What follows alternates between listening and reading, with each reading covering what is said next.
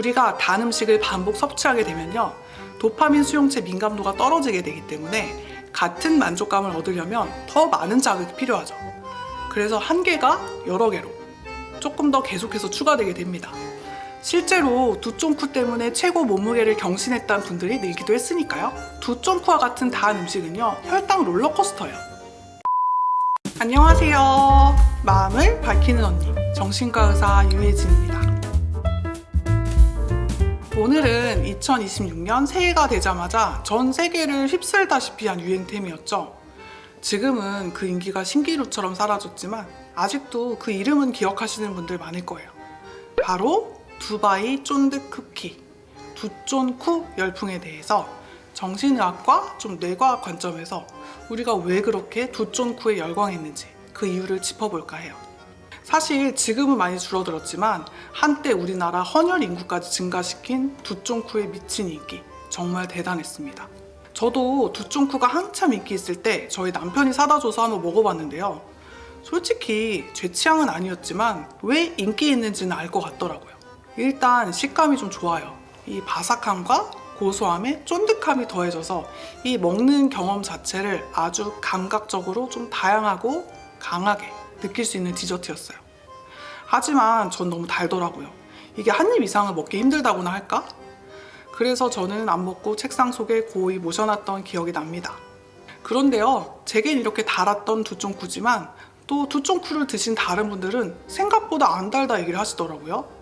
그리고 또 하는 말이, 이 두쫑쿠는 한 번 먹으면 계속 생각이 나. 왜 단 걸 먹으면 멈추기 힘들까? 내가 의지박약일까? 이런 이야기를 하더라고요. 아닙니다. 모두는 아니지만 우리가 두쫑쿠에 열광한 이유, 그건 바로 우리 뇌가 그렇게 설계되어 있기 때문이에요. 오늘은 이 단 음식이 우리 뇌에 어떤 작용을 하는지 정신의학과 뇌과학에 근거해서 정확하게 정리해 드릴게요. 그렇다면 두쫑쿠처럼 단 음식을 한 입 먹는 순간 우리 몸엔 어떤 변화가 일어날까요? 혀의 미각 수용체에서 뇌간으로, 그리고 뇌간에서 보상회로로 신호가 갑니다. 이 핵심 부위는요, 복측 피계 영역 측저핵 전전두 피질인데요. 바로 여기서 도파민이 분비됩니다. 근데 중요한 건요, 도파민은 행복 물질이 아니라는 거예요. 이거 좋은데 한 번 더 하자, 이렇게 학습시키는 물질이에요. 즉 두쫑쿠는 우리 뇌에서 도파민을 분비시키고 이 도파민은 다시 우리 뇌의 반복 학습을 강화시킵니다. 그래서 이 두쫑쿠에 강하게 자극받은 뇌는 한 번 먹고 끝이 아니라 다음에 또 찾게 되는 거죠. Drugs like alcohol, nicotine, or heroin send dopamine into overdrive, leading some people to constantly seek that high. In other words, to be addicted. Sugar also causes dopamine to be released, though not as violently as drugs. And sugar is rare among dopamine-inducing foods. 이 영상에서 니콜 아베나는 설탕이 동물 실험에서 코카인과 유사한 도파민 반응 패턴을 보인다고 보고했는데요. 설탕이 마약이라는 뜻은 아니지만 이게 공통점은 있다는 거예요. 이게 반복적으로 사용하고 도파민을 급증시키고 내성이 생기고 중단 시에 갈망감을 느끼게 된다는 거죠. 이게 결과적으로 우리 뇌의 보상학습 메커니즘을 강하게 자극한다는 거예요. 핵심은 두 가지인데요. 첫 번째로 도파민 내성이 있어요. 우리가 단 음식을 반복 섭취하게 되면요, 도파민 수용체 민감도가 떨어지게 되기 때문에 같은 만족감을 얻으려면 더 많은 자극이 필요하죠.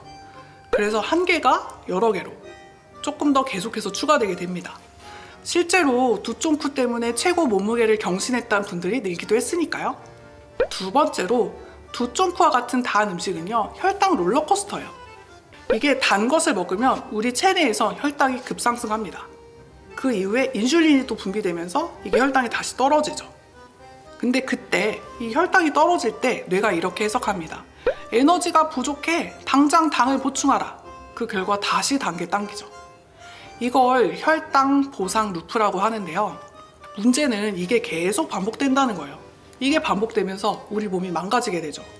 그런데도 우리는 왜 이렇게 단 거에 집착하는 걸까요? 이 점이 정신의학적으로도 되게 중요한 부분인데요. 우리가 스트레스를 받잖아요? 그러면 이 코티솔이라는 스트레스 호르몬이 분비되는데요. 이 코티솔이 당 섭취 욕구를 증가시켜요. 왜냐하면 이 단 음식은 일시적으로는 세로토닌을 증가시켜서 기분을 편안하게 해주기 때문이에요.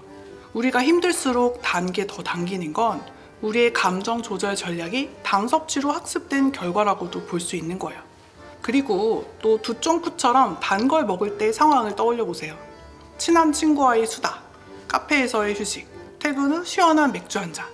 이런 기억들은 해마와 편도체에 저장되는데요. 이때 저장된 달콤함은 단순한 맛이 아니라 행복한 감정이 붙은 그런 기억이 됩니다. 그래서 우리가 힘들거나 지칠 때 뇌에서 이렇게 말하는 거죠. 그때 두쫑쿠 먹었을 때 좋았잖아. 그래서 우리가 점점 더 단 음식에 빠져드는 거예요. 이 단 음식은 중독 물질과는 다른데요. 하지만 과도한 당 섭취는 행동 중독과 유사한 패턴을 만들 수 있죠. 이 단 음식과 중독 물질의 공통점은 보상회로의 과활성화, 충동 조절의 저하, 반복 학습의 강화 이런 것들이 있는데요. 이게 단 음식은 금단 증상이 약물 중독보다는 심각하지 않고 또 사회적 기능 손상 정도도 낮다는 거예요. 이게 완전한 중독까지는 아니지만 중독적인 패턴은 가능하다는 거죠. 그런데 여기서 짚어볼 점이 있습니다. 이 단 음식이 중독적 패턴을 만들어냄에도 불구하고 단 음식을 좋아하지 않는 분들도 있잖아요. 이런 분들은 어떤 게 다른 걸까요? 단 음식에 유독 취약한 사람들이 따로 있는 거예요? 네, 그렇습니다. 단 음식에 반응하는 개인차는 있습니다. 이게 도파민 민감도와 충동 조절 능력, 또 스트레스, 또 수면 부족 이런 것에서 개인적인 차이가 있을 수 있는데요. 특히 우리가 잠을 못 자면 전전두엽 기능이 떨어집니다. 그래서 충동 억제가 잘 안 돼요. 그래서 우리가 밤에 더 단 게 땡기는 거예요. 이게 의지의 문제가 아니라 전전두엽이 피곤하기 때문이죠. 이게 뇌의 참는 기능이 떨어지니까 그때 단 걸 잘 못 참게 되는 거죠. 그렇다면 왜 어떤 분들은 이 단 음식에 더 깊게 빠질까요? 여기에는 몇 가지 요소가 있는데요. 사람마다 도파민 시스템의 민감도가 다르거든요. 어떤 사람은 자극에 좀 강하게 반응하고 어떤 사람은 좀 덜 반응해요. 이게 자극 추구 성향이 높은 사람일수록 특정 대상에 강하게 몰입할 가능성이 높아요. 이렇게 호불호가 있는데도 불구하고 두쫑쿠는 어떻게 열풍으로 불릴 정도의 인기를 얻을 수 있었을까요? 제가 봤을 때 이 두쫑쿠 열풍은 그냥 우연이 아니라 보상회로, 집단 동조, 또 정체성 결핍 보상이 여러 가지로 복합적으로 작용한 게 아닌가 싶어요. 첫 번째 원인인 도파민 폭발 구조에 대해 얘기해 볼게요. 우리가 어떤 대상에 열광할 때 가장 먼저 활성화되는 곳이 보상회로거든요. 이게 핵심은 복측 선조체, 측좌핵, 도파민 시스템인데요. 보통 우리 뇌는요, 좋아하는 대상을 보면 이건 중요해, 반복해 이런 지시를 내립니다. 도파민은 단순한 쾌락 물질이 아니에요. 이게 기대와 추구 행동을 만드는 물질이죠. 두쫑쿠를 소비하는 순간만 즐거운 게 아니라 두쫑쿠를 먹고 그 다음 콘텐츠를 기다리는 상태 그 자체가 쾌감이 되는 거예요. 이걸 신경과학에서는 보상 예측 오류라고 합니다. 예상보다 더 강한 자극이 오면 도파민이 더 많이 분비되는 거예요. 이게 두쫑쿠 콘텐츠를 보면 알 수 있는데요. 짧고 강하고 반복 가능한 이게 도파민 중독 구조의 완성이에요. 두 번째로는 집단 동조 심리가 있는데요. 이 사회신경과학 연구에 따르면 사람들은 다수가 더 좋아하는 걸 더 좋아하도록 뇌가 설계되어 있어요. 이와 관련된 대표적 연구가 그레고리 번즈의 동조 실험인데요. 그 연구에서 집단 의견이 제시되면 개인의 판단 관련 뇌 영역이 실제로 바뀌는 게 관찰됐어요. 즉, 다들 좋아하네? 이게요, 단순한 사회적 압박이 아니라 사람이 느끼는 감각 자체부터 달라진다는 거예요. 두쫑쿠 열풍은 컨텐츠 자체, 또 집단 확산이 만나면서 뇌가 야, 이건 정말 중요한 거야. 이렇게 학습을 시켜서 발생한 유행이라는 거죠. 세 번째로 현실 스트레스의 탈출구라는 건데요. 제가 볼 땐 이 부분이 정신의학적으로는 가장 중요하다고 볼 수 있어요. 우리나라처럼 스트레스가 높은 사회일수록 사람들이 강한 자극을 더 필요로 해요. 왜냐하면 우리 전전두엽은 스트레스에 취약하거든요. 그래서 우리가 스트레스가 높아지면 이성적 판단 기능이 떨어지고 또 즉각적인 보상에 대한 추구가 증가하죠. 다시 말해서 힘들수록 빠르고 강한 도파민을 찾게 되는 거예요. 이게 빠른 몰입과 강한 정서 자극, 또 반복이 가능하기 때문에 거의 완벽한 탈출 장치인 거죠.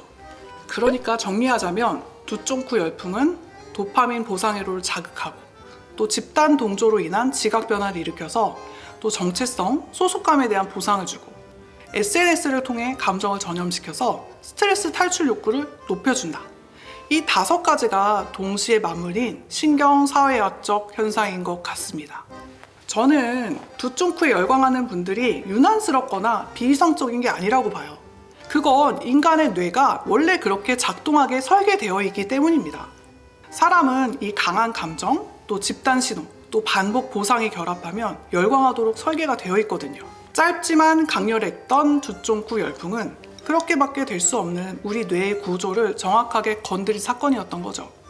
이번 영상이 도움이 되셨다면 좋아요, 구독, 알림 설정 부탁드립니다. 마음을 밝히는 언니와 함께 마음의 빛을 밝혀봐요.